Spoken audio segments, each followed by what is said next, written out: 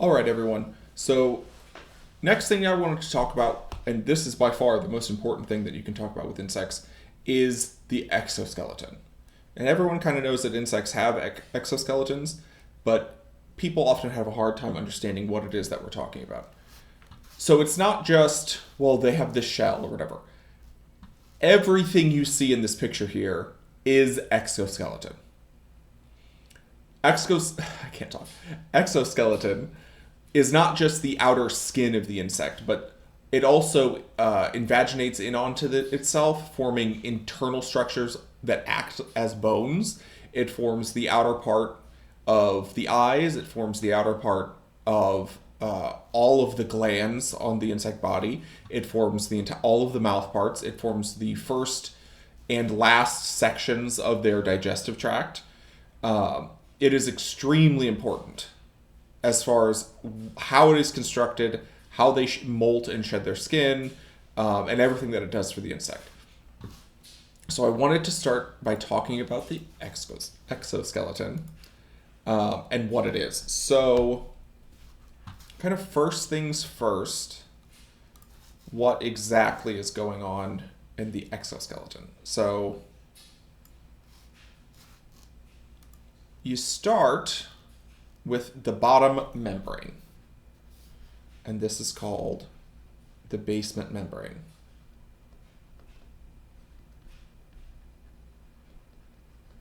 And this is what supports the cellular structure. On top of this basement membrane, you have a single thin layer of cells that are responsible for the creation of the entire exoskeleton. Boop, boop, boop. And this is called the epidermis.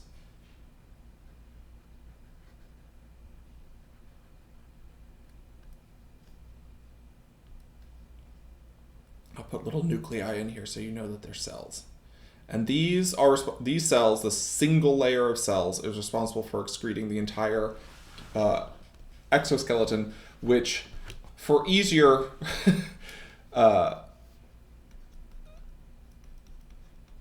use, exoskeleton equals cuticle.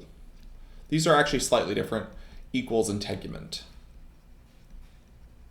Technically, the integument is everything that I'm going to be drawing here, and the cuticle is just the upper layer. But frequently when entomologists are talking about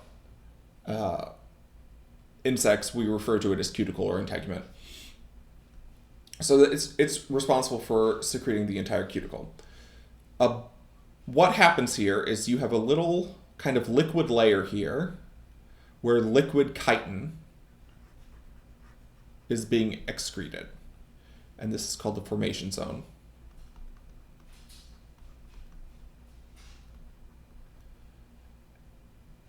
And above that, this is a very thin layer, but for the drawing I'll make it larger. You have a very, very thick layer of soft chitin, cuticle. And this is called the endocuticle.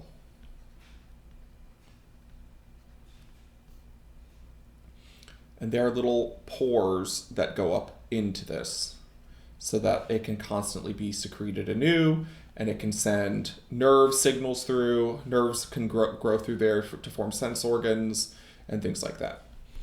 On top of that, you have the exocuticle.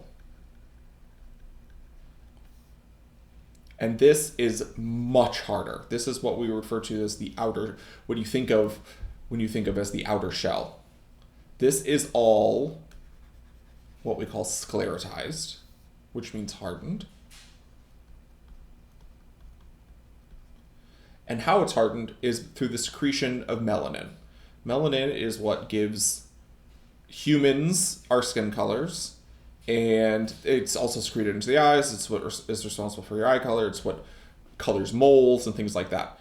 In insects, it is used, one, to darken their cuticle, but two, it's used to harden it.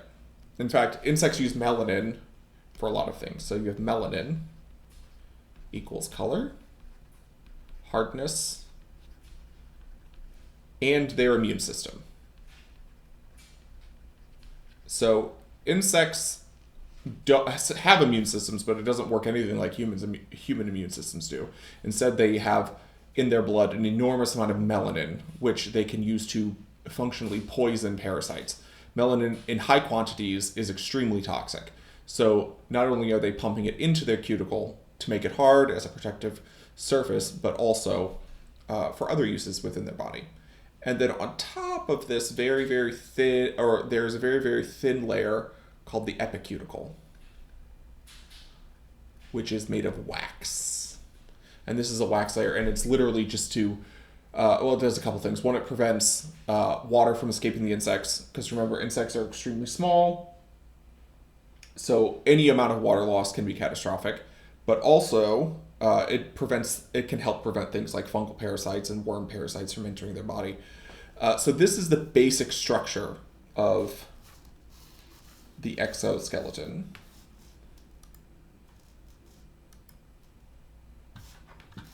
Did I miss anything I wanted to talk about? There are other things that we do need to talk about with the exoskeleton.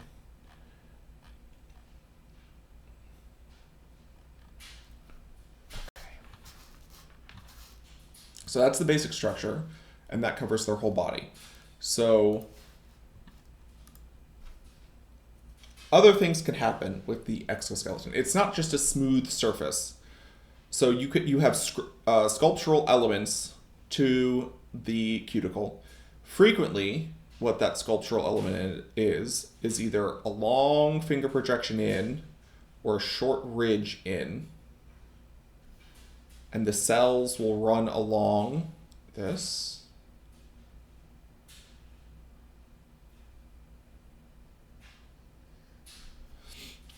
And what these are used for, this one is called an apophysis. And this one is called an apodeme. And what they're used for is muscular connections and to increase the stability of the cuticle in total. Sometimes you'll have something like this that acts as like a hinge joint, but it's usually as a connection for musculature. So the cuticle is, as being the exoskeleton, is where all of the muscles attach. So this allows multiple muscles to attach here. So this is muscle. And the same here. They act as little attachment points. How this attaches is almost through in a human we would call it a tendon, but in insects you have these tiny fibers that come out of the muscle and embed themselves into the cuticle. And these muscle fibers are called tonofibrillae. You'll never hear that word ever again, but if you need something good for Scrabble, there you go. Tonofibrillae instead of tendons.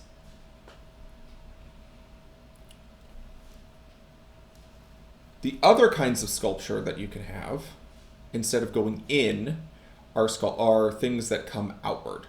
So you might have, so you have the cuticular layer here. You might have little microtrichae, where you have tiny little either spikes or hairs that are coming off of the cuticle above the individual cells.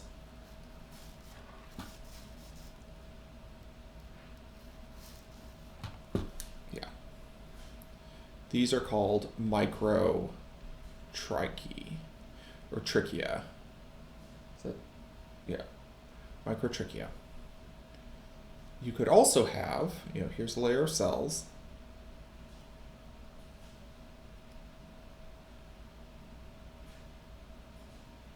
Larger microtrichae that take up basically the entire area of the cell.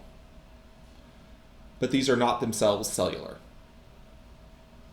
Let me make some more room.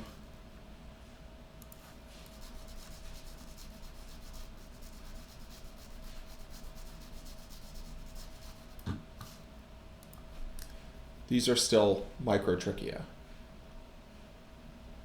Microtrichia.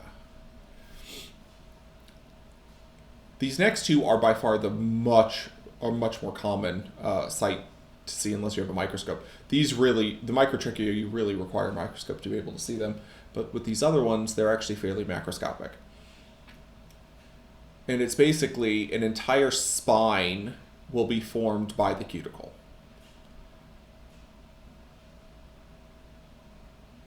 And this is also non-cellular, but the entire cellular structure of the cuticle is raised to form these spines and spurs. So this could be a spine, which is immobile, or a spur, which is mobile. So can you wobble it around or not, is whether or not it's a spine or a spur. And then finally, you actually have a cellular structure, which are called setae. And these are all over insects. So you'll have the cuticular layer, and then underneath it, you'll have your cells.